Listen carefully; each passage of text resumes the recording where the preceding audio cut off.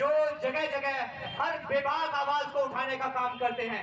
एक बेहतरीन आवाज के मालिक, एक बेबाक लीडर, एक लीडर जनाब माजिद हुसैन साहब, जिला को आवाज दूंगा। जब जब जुल्म की आंधी बही है, इंसाफ का चिराग रोशन करने का काम लोगों ने हमारे किया है। मोदी जी ने ये काला कानून जो वक्फ अमेंडमेंट एक्ट 2025 बनाया है, ये मुल्क में खाना जंगी पैदा करना, मुसलमानों के धार्मिक मामले में हस्तक्षेप करना और देश के संविधान के उसूलों के खिलाफ है। इसलिए इसकी मुखालिफत करना हर भारतीय नागरिक की जिम्मेदारी है और अपनी शरीयत की हिफाजत करना मुसलमानों का मजहबी और कानूनी फरीजा है। इसलिए हम लोग कि इस इलाके में ये आह्वान किए हैं कि आओ सब मिलकर लड़ो। देश के कानून, देश के संविधान को बचाना जरूरी है। देश में हिंदू और मुसलमानों को मोहब्बत कायम रखना जरूरी है और मछली पानी के बगैर जिंदा नहीं रह सकती है, मुसलमान अपनी शरीयत के बगैर जिंदा नहीं रह सकता है। उसके लिए जहाँ तक लड़ाई लड़नी पड़ेगी लड़ाई लड़ेंगे। सर राजद का एक प्रवक्ता का बयान होता है कि जो है MIM जो है वक्त बिल के आड़ में राजनीति कर रही है। अब वो बेचारा नादान होगा, वो छोटा सा होगा, गली पूजा का होगा। अब मुश्ताक साहब राजद का नेता नहीं है, सर प्रवक्ता है सर राजद के होगा।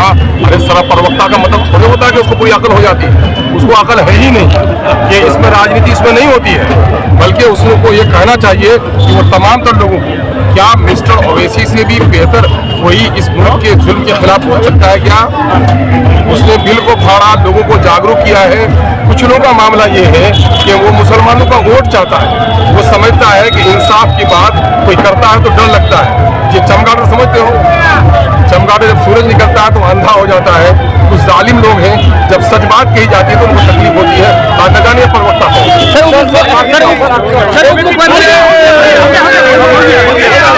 नुक्कड़ समाज आज किया गया, तो इलाके के लोगों को जागरूक किया गया कि वक्फ बिल क्या है, वो हमारे हक में फायदेमंद है या नहीं है। उसी सिलसिले में ये मीटिंग रखी गई थी ताकि लोगों को जागरूक किया गया।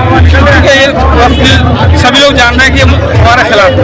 क्योंकि आज हमारी जायदाद को हथियाने की कोशिश करें, कल इसी तरह हमारे जो वतन भाई हैं उनका भी यही हश्र होगा।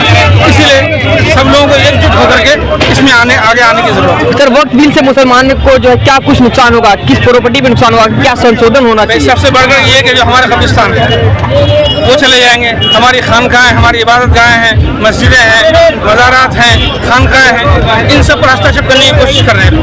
चूँकि ये बात कर रहे हैं कि कागजात लाया जाएगा, तो ऐसी चीज़ों के लिए जो हमारी अपनी जो जायदाद होती है उसके कागजात हमारे पास नहीं मिल रहा है। आजकल सर्वे हो रहा है, सारे लोग परेशान हैं कि नहीं, मैक्सिमम लोग परेशान हैं, सही से सारा पेपर नहीं दे पा रहे हैं। तो हम आज से 1400 साल पहले की जो ज़मीन है, 1000 साल पहले की जो ज़मीनें हैं, उसके कागजात हम कहाँ से देंगे? तो ऑटोमेटिक जब हम कागजात पेश नहीं करेंगे तो जब DM उसका सर्वा होगा, उसका समझते अध्यक्ष होगा, तो ऑटोमेटिकली CO का क्या कागज नहीं है, ये ज़मीन हुकूमत की तहवील में ले लो, इस तरह हमारी जायदाद को छीन लेंगे। सर ठाकुरगंज में वक्त बोर्ड की कितनी ज़मीनें हैं सर?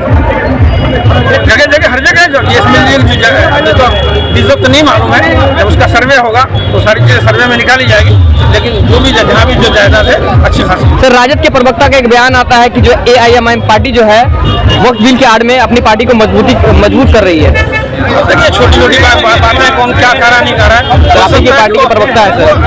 अनजान में बोलो होता है, शुरू में आदमी तो बात होती है एकदम से। अब सब लोग एक साथ हैं, उनको भी शामिल किया गया, सब लोग शामिल हैं। हम लोग तो पिछले हमेशा से राजद हमेशा से सेकुलर के साथ रहा है, हमेशा मुसलमानों के साथ खड़ा रहा है और आज भी खड़ा है, वो हम लोग हैं। Thank you. कीमत पे नहीं होगी, कैसे लड़ेंगे सर?